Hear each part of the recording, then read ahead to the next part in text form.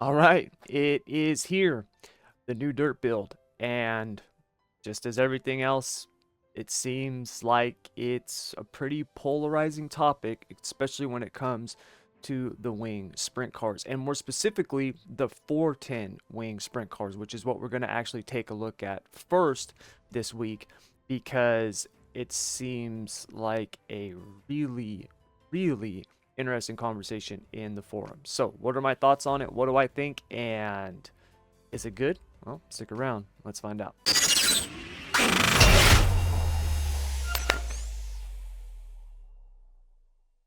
What's up, everybody? Thomas Brandon here. Thank you very much, as always, for joining me. And like I said, we're going to be taking a look at the new dirt build. Now, a couple things. At the time of recording this, this is Wednesday, June 7th, 2023. The build came out yesterday. I basically was working in my glass business the entire day. I did not get on the sim until last night around 5 o'clock my time. And then I was on it until about 11 p.m. So I spent about 6 hours on it. Um, I tried all the dirt cars minus the legends and street stocks because I don't care what iRacing does. I'm never going to drive those damn things. And um, overall, I like it. Everything that I've driven so far, I like. Now, the most polarizing cars out of all of the cars are the wing sprint cars. Um, we're going to cover all of them. I'm going to do a video on each and every one of them.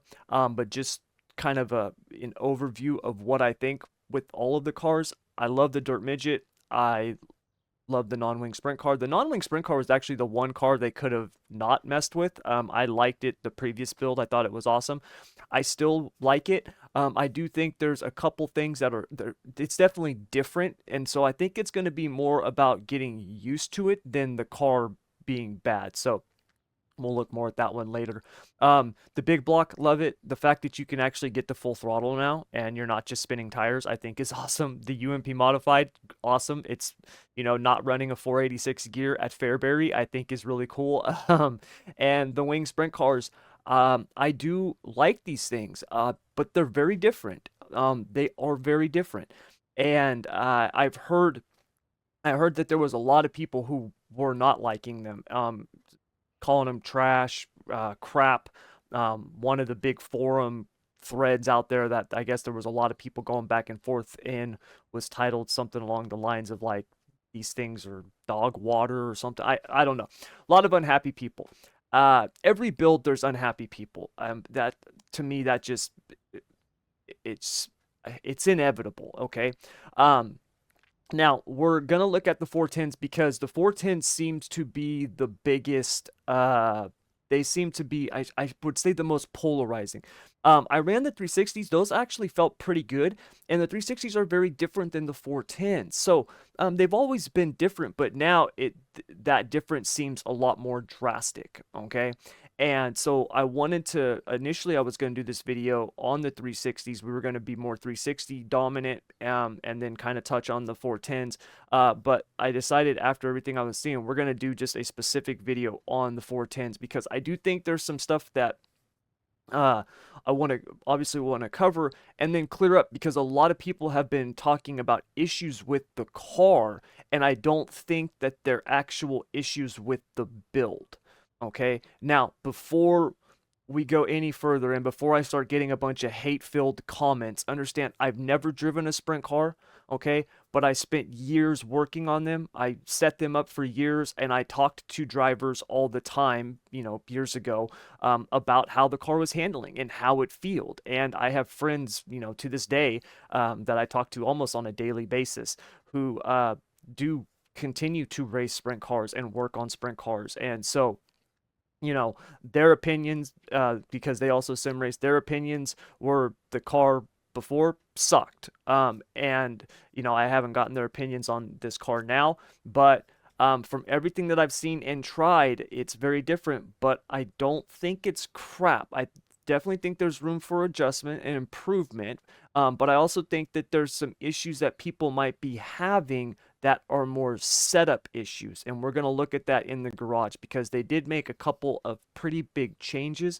One change in particular, and think this might be the biggest culprit for a lot of people's issues. Okay, so let's head over to the garage. Let's take a look at that before we get on the track and start turning some laps. All right, so we're at Port Royal. I picked Port Royal because this is the first race on the schedule, the season 3 schedule for the 410s. And if we look at this, first thing on the tires, and I've just got the iRacing setup, and I picked the iRacing setup because a lot of people were saying this is what they were using was the iRacing setups, the default setups, and this is what they were complaining about. So I want to cover. I wanted to go over with this because there was one thing that really stood out to me when I looked at this that I'm thinking is probably causing the biggest issues for people, but we'll get to that in just a sec. So first things first, tires, it's basically the same. The air pressure ranges that we have are the same. The stagger ranges basically seem the same. We can go down to 8 up to 14, okay?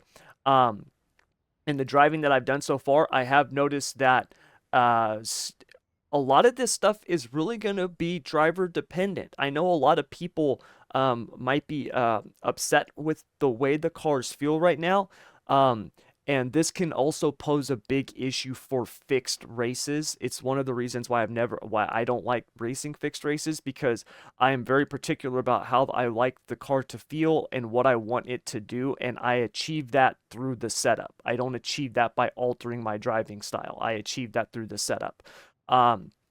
Which to me is that's when I was setting up sprint cars and midgets and stuff like that in real life. That's what I always did, right? What does the driver want? Let me get the car to do that for him so he can get out there and drive. So I do think that with the fixed setups, there are some things that people are not going to like, or that are going to cause some issues, and you're going to have to kind of relearn how to drive the cars because of that, okay? And the biggest culprit to this, in my opinion, this is my opinion, is this right here. The new bump rubbers setup that we have going on here. So if you remember, we used to basically have like 3 packers that you can use. It was like a 2-inch, a 1.5, a 1, and then like a 0. Like I mean, I would, essentially I ran 99% of the time either a 2-inch packer or a 1.5-inch packer, and it was really, really straightforward. At the smaller, tighter tracks, I ran a 1.5-inch. At the bigger tracks, I ran a 2-inch. I know a ton of drivers who literally set this shim at 2 inches with a 500-pound bump rubber, and they never touched it. Okay, that's not the case anymore. For those of you who don't know, and I would imagine a lot of real world wing sprint car drivers can attest to this. This thing is very, very important. Essentially, the bump rubber, what this does not just load the left rear. This is the timing for the rear end. Okay, this is super important. You need to think of this, and obviously it doesn't work in the same way, but it's the same principle in terms of the timing. This on a NASCAR, right? A lot of people think about the front, the anti-roll bar, right? Which is essentially a torsion bar, front and rear. A lot of people think of those, and it's, obviously preventing roll, it's loading and stuff like that. But there's a lot of timing to that. A lot of a big aspect to those things is the timing of it. That's what preload does, is preload adjusts the timing of the bar. So essentially what you're looking for with the anti-roll bar, if we look at a cup car, for example, when you get into the corner and you get to the apex, this is when you're looking for that bar to be doing, basically unwrapping, getting the wheel or getting the load on that left front, biting, and getting that car to cut that apex and come out the corner, okay? It's all timing aspects of it. This is what this bump rubber does. This bump rubber does not just, it's not like it just applies some load to the left rear. That's not at all what it does, okay? This not only applies load, but it controls the timing of the right rear and how much dig you are getting with the right rear. So a lot of people are talking about a car that's snapping loose. It's going into the corner and it's snapping loose, and then it's pushing tight. What is happening is, and from what I've seen with these iRacing setups, and if we cancel this real quick so it brings it back up, this is what I've been seeing a lot of, 1,000-pound bump rubber with a 2-inch shim. What this sounds like to me is it's going in, it's loading, right? You're turning it in hard, it's loading, and then essentially now that it's loading, it's either popping up, and that's what's causing that snap loose. So it loads, bounces off because you're turning it in too hard. Now it's reloading the right rear and snapping loose. And keep in mind, this is happening like that. It's a very, very fast process, because if you don't drive the car in correctly, or you don't have this correct, you're not going to have the mechanical leverage for it to get on that bump rubber and stay loaded. All right. Essentially, the way that you want these to work in real life is when you go into the corner, it's gonna load that bump rubber, control that right rear, and it should stay on that essentially through the corner on a big track. Now on a smaller track, it's not gonna stay on it nearly as long. It's only gonna be on it for, a portion of the corner, and then it's back off. And that's because the amount of force that you have getting the car, even with the wing sprint car, getting it back on the right rear, right, standing it up, is a lot. So if this thing is going in, if you are loading it and it's coming off and it's getting on that right rear, that's going to cause that snap. Okay.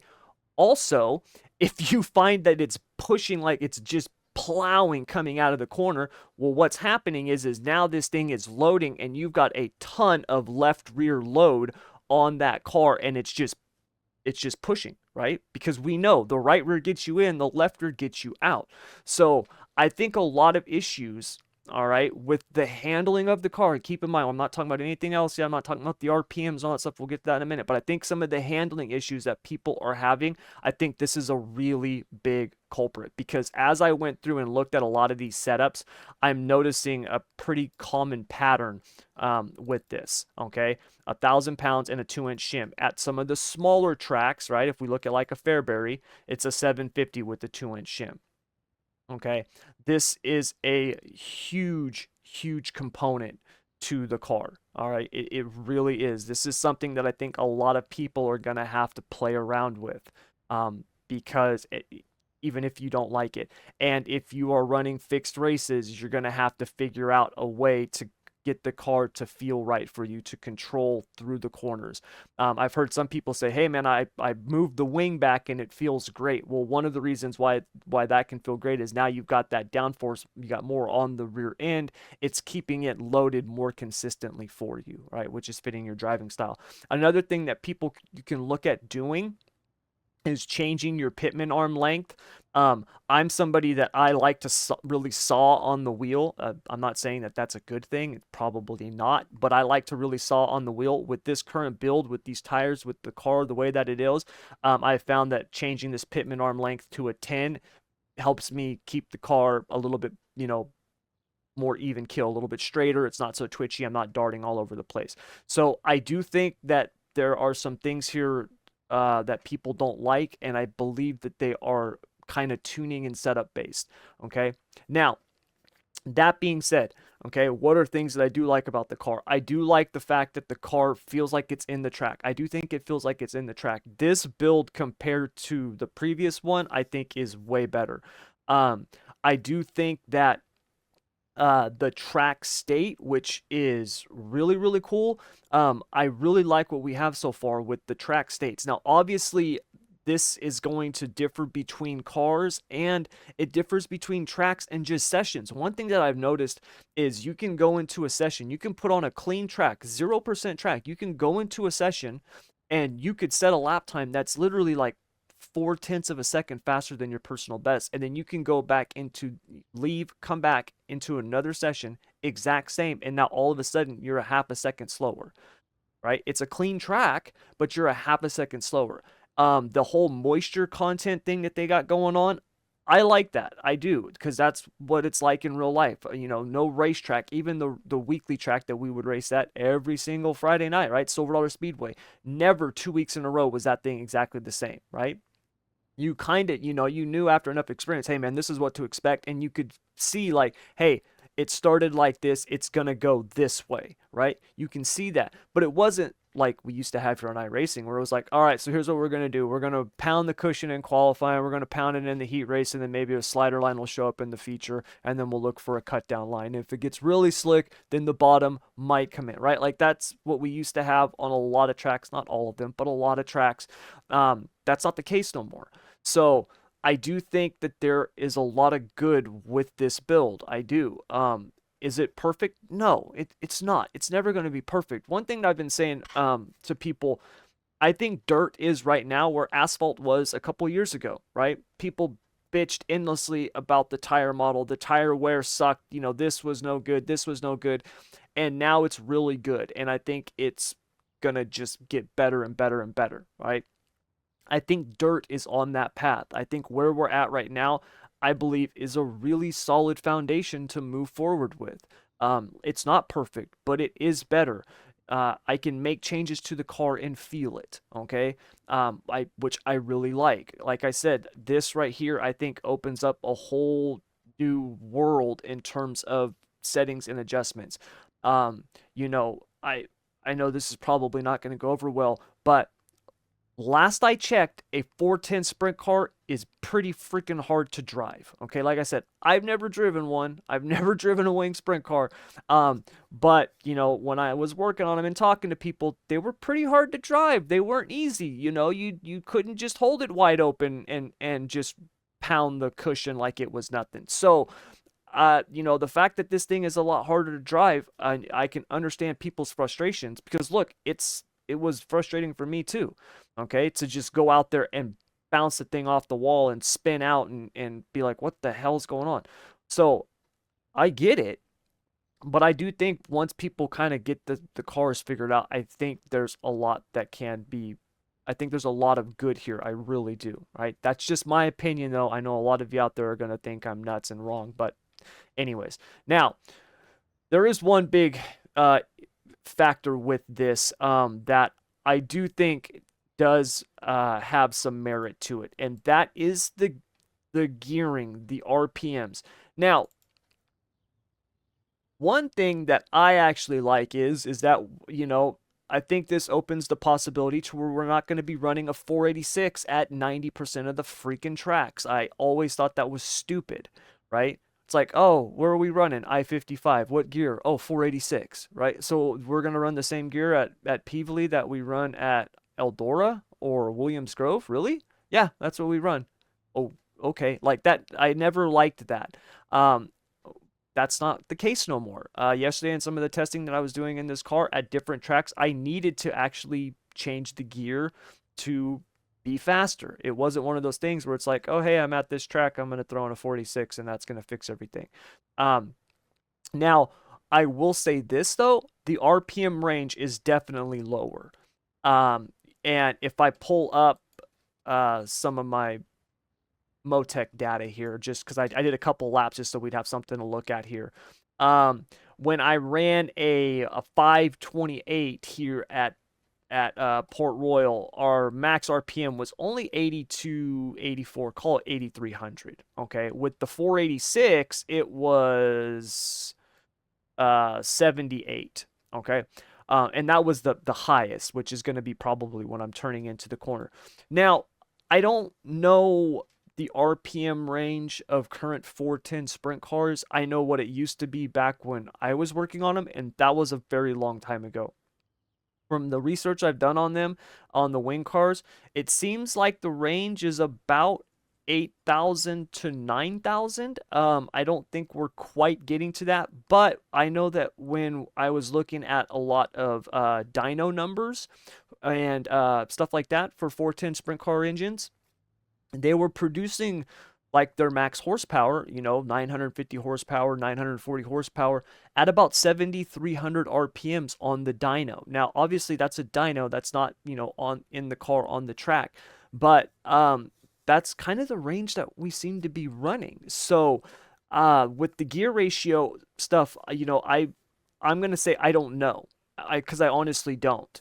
I've seen people out there in the forums who do know, I would consider them knowledgeable people who say, hey man, this gearing is much more realistic than it used to be. I don't know. I don't know. I know that obviously we used to turn a lot more RPMs even with the 486 gear, or it seemed like it. Now the cars they sound like they're bogging a little bit more. That you know that type of thing. But I don't know if that's I don't know if that's accurate or not. I can't give you a I can tell you what I've gone out and researched and looked at and seen, and it seems like it's a little bit lower than I would think, but honestly, I don't know. Like I said, looking at the data, real life dyno data and stuff like that, they're producing max horsepower at about 7,200, 7,500 RPMs and max torque at like 5,700 RPMs in a 410.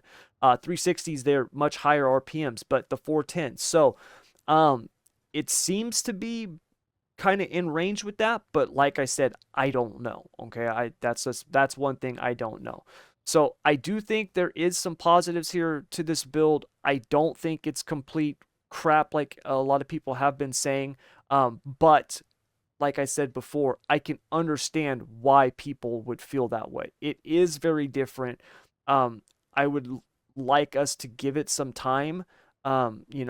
Just to give it a chance and let's see. Just because iRacing put it out yesterday, it does not mean this is what we have and we're going to have to suffer with this forever. We might see updates, we might see parameter changes, who knows. I know just for me personally, right? I like it. I think it's something good to build from. Now, I've said that about builds before, and then we had exploits, right? And then it sucked. So, I could be completely wrong. This is just my opinion, all right? But now that we've covered all that, let's actually get on the track. Let's turn a few laps. Let's actually take a look at this thing. All right, so I've got the iRacing Port Royal set up on here. I did adjust the pitman arm length. I told you that's something that I've been doing and I like, and so I did adjust that. And we're here at Port Royal. This is I don't know, it's like a 10% track. The iRacing generated it, so whatever, 10%, 15%, somewhere right around there. It's basically tacky. Now, if we look at this real quick, you can see that we got to really turn the wheel. Well, that's because we got to drive it with the throttle.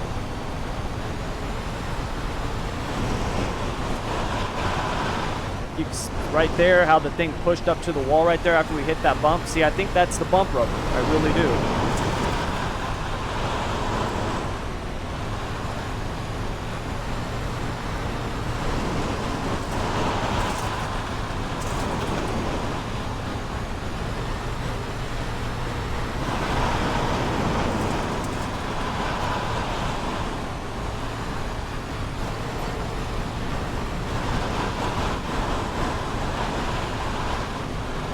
See, that time I missed that bump. I went above it, and that corner was much better.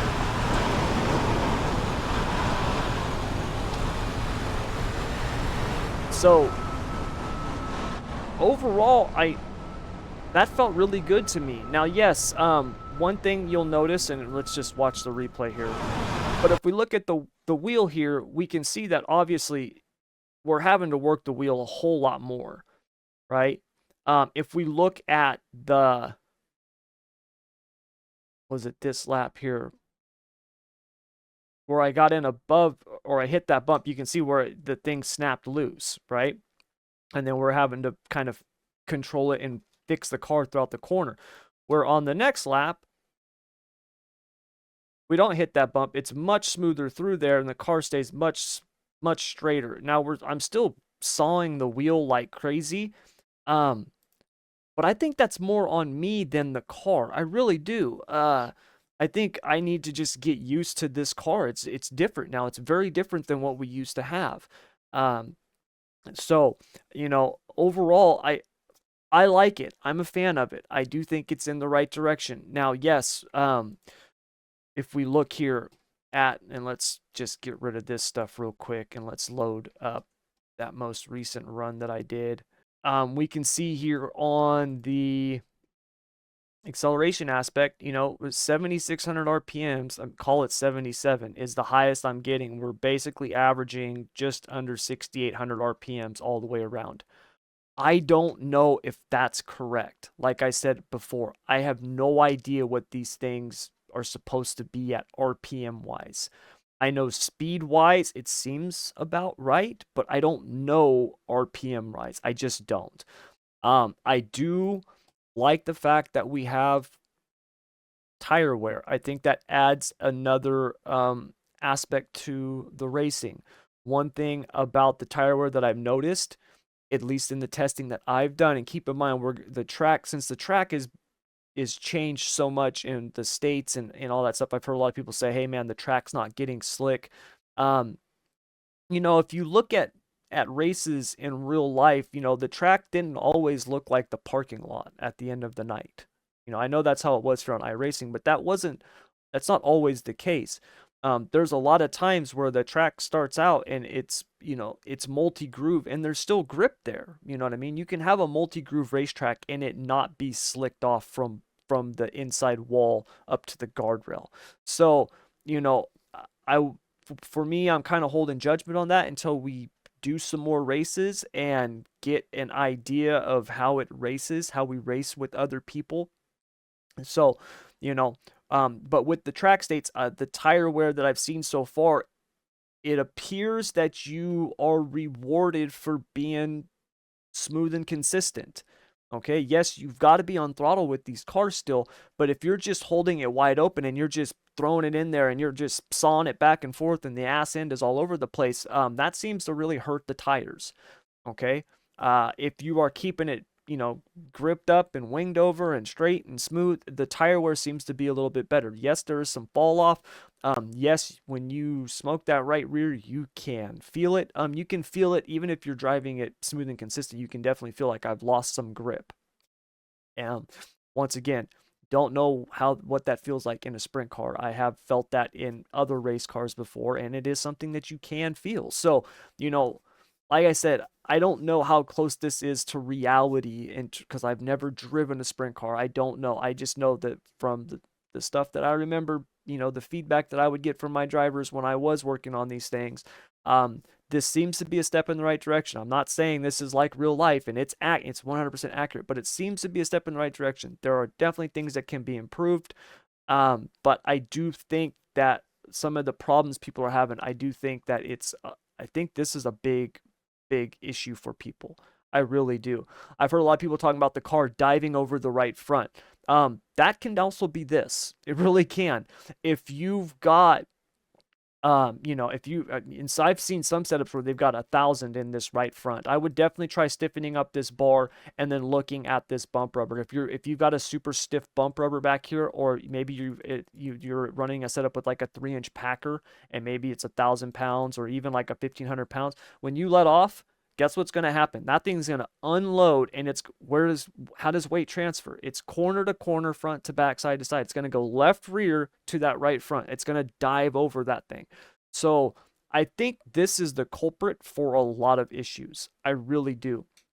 What I've been telling drivers that I've talked to who have been kind of complaining about the way that the car feels and what it's been doing, I've been telling them, go back to what you used to run with the setups before in terms of the bump rubber. Go to a 500 and go to like an 1.5-inch shim and try that and just see. Don't touch anything else. Just try that and see if the car doesn't feel a little bit better. If it does, then this is one of the culprits, okay? Because I do think that this is causing a lot of issues for people, all right? So, overall, I like it. I think it's a step in the right direction, and now we'll just have to wait and see, what happens with the racing when the season gets underway here in a few days. All right, everybody. So that's gonna do it. Yeah, like I said, overall, I like it. I like all the dirt stuff. I really do. Obviously, some of the other dirt cars, I actually like them way more than the wing car. But keep in mind, I always liked the dirt midget more than the wing car, and that's the car we'll be looking at next because it has reestablished itself as my favorite car. Yeah, because I just love that thing again, man. It's awesome. So we'll talk about that in the next video. But anyways, you guys, I'm gonna be doing these videos all week on these cars. We're going to be covering, like I said, the dirt midget. I'm going to cover the non-wing sprint car. We'll cover the late model, the big block, even the UMP. I'm going to cover that. So we'll take a look at those. But I just wanted to get this one out for everybody. Like I said, I initially was doing it on the 360, but I wanted to cover the 410 because I had heard so many people talking about it, and I'd seen a lot of negative stuff about it, and I get it. I really do. But I just kind of wanted to, put my opinion out there just so people kind of know that, hey, there is a chance that it's got something to do with the setup stuff going on and not necessarily just the build being crap. Now, if you try this stuff and you're still like, dude, I think this is crap, then you know what I mean? Like I'm not going to try to sway you, because at the end of the day, it's an opinion and it's what we feel. We can sit and argue all day long about, oh, well, you're an arcade racer, or this is a sim, or at the end of the day, man, like I just want as many people on here racing and having fun as possible. That's why we all started doing this. None of us started sim racing because we were like, you know what, man, I want to be pissed off and stressed out all the time, right? Like nobody started doing that. Like we all did it because we love racing and we want to race. And for the most of us, like I can't afford to buy a 410 sprint car. I can't afford that. I just can't. So, you know, sim racing is the next best thing for me. And that's why I do it, and I love it. And I do this stuff because I want to see it get better and grow, right? I don't want to see people upset and mad and hating it. And I know that there's always going to be people who feel that way, and that they're at the end of the day, I can't blame them. If they don't like it, they don't like it, because there's things in life that I don't like that they might, right? That's just how it goes. But like I said, I just wanted to, because I'm rambling on right now, I just wanted to put this out here and kind of give you guys my thoughts and opinions on it, because like I said, there are a couple of things on here I think might be causing a lot of the issues people are dealing with or feeling with the car. And if you play around with those a little bit, you might notice that, hey, this thing is better, okay? Ultimately, like I said, on the gearing stuff, I ultimately don't know. I would have to refer to a real world sprint car, 410 sprint car driver's judgment on that, because I honestly don't know. I can only tell you what I saw in like dyno sheets and stuff like that. And even then, who knows how accurate those are, right? It's not like, you know, every engine manufacturer out there is putting out their data. So anyways, but you guys, that's going to do it. Thank you very much, as always, for joining me. If you would like to check out the stuff that we have, all of the free stuff that we offer, we will be having updated free setups for all of the dirt cars on the website. It's a ways out, okay? This was obviously a very big build, a lot of changes. I have to go through all of the cars and update the free setups. It's a lot. So it's a few weeks out, probably closer to a couple months out before I'm gonna have everything updated, but it will be updated. I'll be putting some free stuff up here in the next week or so, just so people have something to kind of use here in the beginning. So if you want to check any of that stuff out, check out our Discord community, our racing leagues, any of that stuff, look at the links down in the description below, or just head over to schoolofsimracing.net and then click on the button, join community button, on the button join community that says join community, and it'll get you all the information. So anyways, you guys, hit the like button. Make sure to subscribe if you want to check out my other videos on the dirt stuff, which will be coming out over the next couple of days. And yeah, that'll do it. So thank you guys very much, as always, for joining me. And until next time, I want to wish you good luck, good racing. Take care.